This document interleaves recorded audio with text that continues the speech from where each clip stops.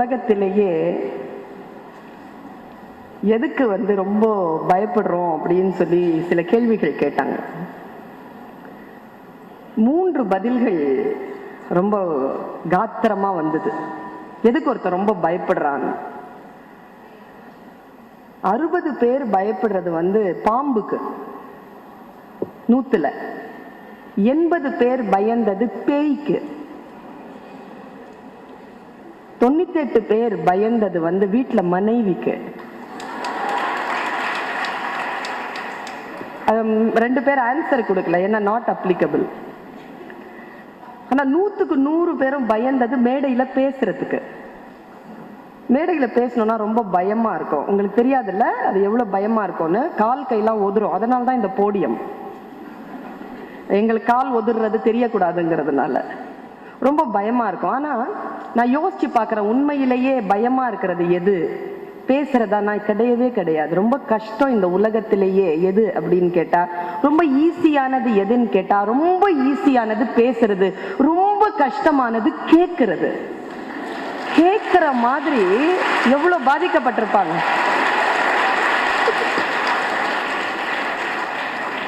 இப்படிலாம் சொல்லிதான் சில விஷயங்களை உங்ககிட்ட சொல்லும்.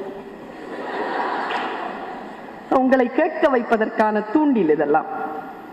தலைப்பு ரொம்ப கம்பீரமான தலைப்புகளை கொடுத்திருக்கிறார்கள். இலக்கியம் அன்றும் இன்றும் என்பது என் தலைப்பு. நான் கொஞ்சம் பேச்சிலேயே கொஞ்சம் சீரியஸான பேச்சாளர். பாரதி கிருஷ்ணகுமார் கூட ரொம்ப சீரியஸா பேசுனீங்கன்னா நாங்க கேட்க மாட்டோம் அப்படிங்கிற ஒரு முகக்குறிப்பில் நீங்கள் இருந்ததனால் நான் இப்படி தொடங்கி இருக்கிறேன். இருந்தாலும் நான் என்ன பேச போகிறேனோ அது இன்னும் ஒரு 10-15 நிமிடங்களுக்குள் பேசத்தான் போகிறேன். எதற்காக இலக்கியம் அன்றும் இன்றும் என்று தலைப்பு கொடுத்திருக்கிறார்கள்?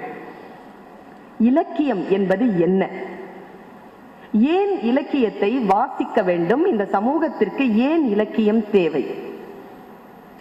இந்த இலக்கியம் அப்படிங்கிற ஒரு சொல்லிலேயே அடங்கி இருக்கக்கூடிய ஒரு பொருள் இலக்கு, இயம், இயம்புதல். இலக்கை நோக்கி சில விடயங்களை இயம்புதல். ஒரு இலக்கை வைத்துக்கொண்டு இயம்பப்படுவது இலக்கியம் என்று பெயர் பெறுகிறது. தமிழர்கள் கொஞ்ச நேரத்தில் சா. கந்தசாமி ஐயா அவர்கள் அந்த அறையில் உட்கார்ந்து இருக்கின்ற பொழுது மொழி பற்றிய ஒரு ஆழமான ஒரு உரையை எங்கள் 4 பேருக்காக பேசினார். என் மனதிலே திடீரென்று ஓட்டம் வந்து கொண்டே இருந்தது. இதை ஆவணப்படுத்த வேண்டுமே, இவர் பேசுவதை உடனே ஆவணப்படுத்த வேண்டுமே என்று என் மனம் அடித்துக் கொண்டது. இலக்கியம் என்பதும் மொழி சார்ந்த சிந்தனை என்பதும் இந்த சமூகத்திற்கு மிக மிக தேவையான ஒன்று. நாம் எல்லோரும் தமிழர்களாக இருக்கிறோம். பாரதி தமிழர்களை பார்த்து சொல்லுகிறான், இந்த சப்ஜெக்ட படின்னு சொல்றான். ஆத்திச்சூடியில நம்ம எத்தனையோ சப்ஜெக்ட் படிக்கிறோம். இந்த காலேஜ்லயே நமக்கு எத்தனை டிபார்ட்மெண்ட் இருக்கும்? 19-20 டிபார்ட்மெண்ட் இருக்கும். அத்தனை டிபார்ட்மெண்ட்லயும் படிச்சுதான் ஆகணும் அப்படிங்கிற சூழல் இருக்கின்ற பொழுது பாரதி ஒன்றை மட்டும் படி என்று சொல்கிறான். அவன் கணிதம் படின்னு சொல்லல, இலக்கியம் படின்னு சொல்லல, சரித்திரம் தேர்ச்சி கொள்றான், வரலாறு படிங்கிறான். தமிழனுக்கு எது வரலாறு என்றால், தமிழனுக்கு அவனுடைய வரலாறு சார்ந்த ஆவணங்கள் இருப்பதை காட்டிலும் அவன் மொழிதான் அவனுடைய வரலாறாக இருக்கிறது. தமிழனுக்கு தமிழ்தான் வரலாறு. மொழியிலே தமிழ் மொழிதான் செம்மொழி.